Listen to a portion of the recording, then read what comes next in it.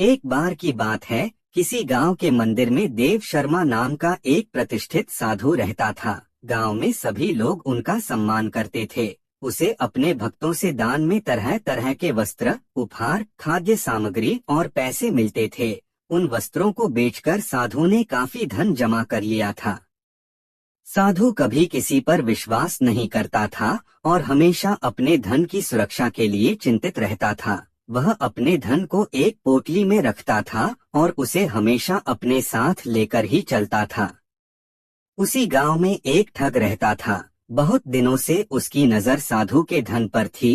ठग हमेशा साधु का पीछा किया करता था, लेकिन साधु उस गठरी को कभी अपने से अलग नहीं होने देता।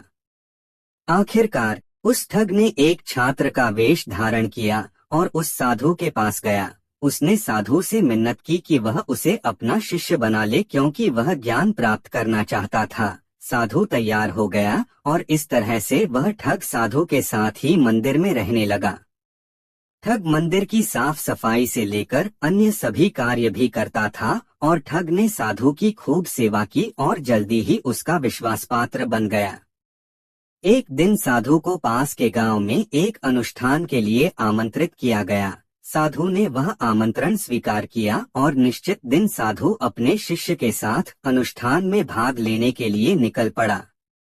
रास्ते में एक नदी पड़ी और साधु ने स्नान करने की इच्छा व्यक्त की। उसने पैसों की गठरी को एक कंबल के भीतर रखा और उसे नदी के किनारे रख दिया। उसने ठग से सामान की रखवाली करने को कहा और खुद नहाने चला गया।